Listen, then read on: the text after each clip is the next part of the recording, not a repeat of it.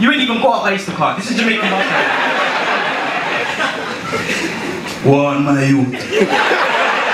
And they'll say something random in it. Just drop something random in there. Youngster for life. It's a Sebastian tune. Why did you say that?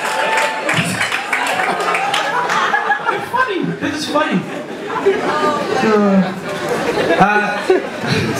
I've been saying this a lot lately, but I'm so grateful, so grateful. I just want to thank God for blessing me with a beautiful baby boy. I say beautiful. When I say beautiful, I mean it. My son is beautiful, you know? You ever seen a parent that's proud of their son or their child and they think, wow, my child's beautiful. And you see the kid and you're like, hurrah.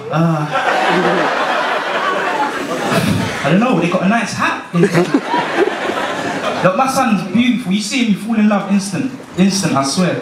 But as happy as I am, when I first found out I was going to be a dad, I was shook. Like any man would be, I was shook because I'm thinking, you know, first of all, it's weird because you think finance. Straight away you think, how am I going to financially support this child?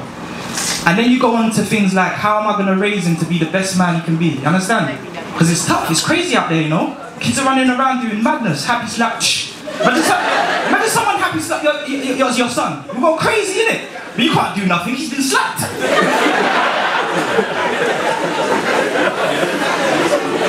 But going back to the subject, what I was talking about, how am I gonna, I got shook, I'm thinking, how am I gonna be the best dad I can be?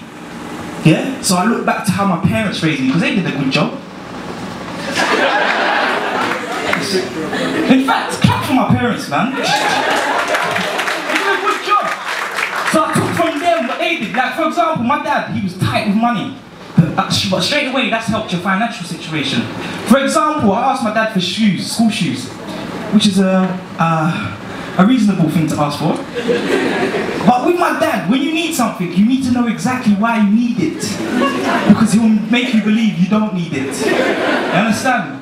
I asked him for shoes, this is what my dad said, and this is not even a lie, you know. This is what he said. Oh, so you want shoes? Okay.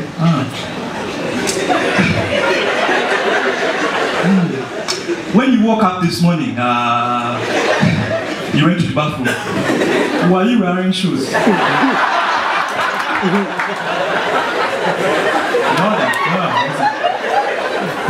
Okay.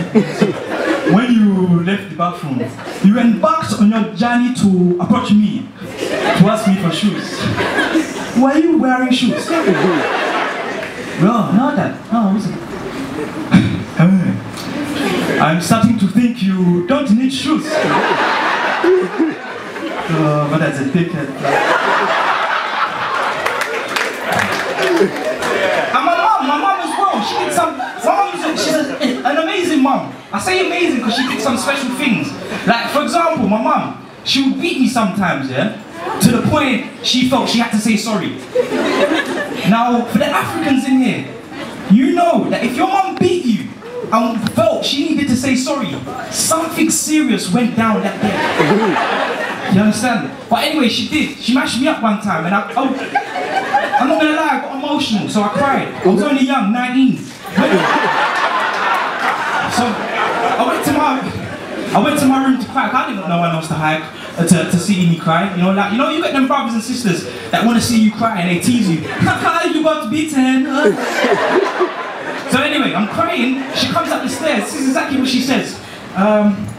Dennis, you know, if you didn't anger me in such a way, I wouldn't have beaten you so badly. Now look at yourself. And look, the hoover is broken.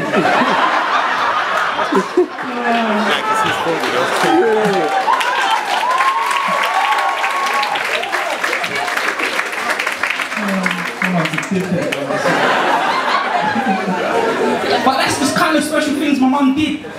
Yeah? Another thing I want my son to know when he grows up, I want him to know exactly who he is, where he came from, what he's about. You understand? Otherwise he just gets confused in life. You know, kids get confused because they don't know where they're coming from. Yeah? They don't know who to identify with. You know, you've got tough Africans out there that think they're American for some reason. They just think they're American. Like, I learned very earlier on who to identify with. You understand? I remember primary school, 3:30, parents waiting at the gates to pick us up. Yeah? Now, I saw my white friends run to their mums with open arms, smiling. And I got jealous. So I thought, raw, I'm gonna do the same thing. So I ran to my mum with open arms, smiling.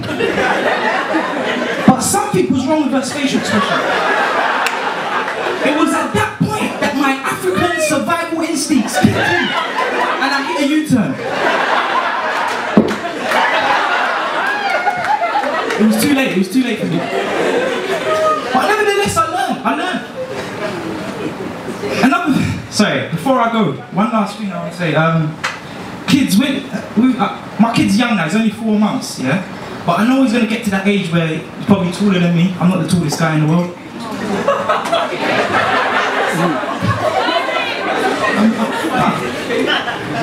I'm not the tallest. And he's going to think he's bad, and he's going to try and test me and stuff. Yeah? But I'm going to let him know what I'm about. Yeah? But if he ever knew about my past, I'm telling you, I will be getting banded up by my son, left, right and centre. I'm from Peckham. Anyone here from Peckham? Yeah? Where I'm from, you're either a victim or the attacker. Now, I was a professional victim, I'm not going to lie. Yeah, I could spot an attacker from far. I knew there's an attacker there, let's not go around there, let's not go. I knew, yeah? And there was this person that used to rob me on a regular basis. Yeah? Now, as a victim, there comes a point where you react. You can't take it no more. So I reacted and I knocked at the youth store because they live next door. And I said, blood! This needs to stop for a little bit. I'm running out of things to give to you, it's ridiculous. And she didn't care, she just carried on robbing me. Ladies and gentlemen, that's my time. My name's Dee Kartier, thank you.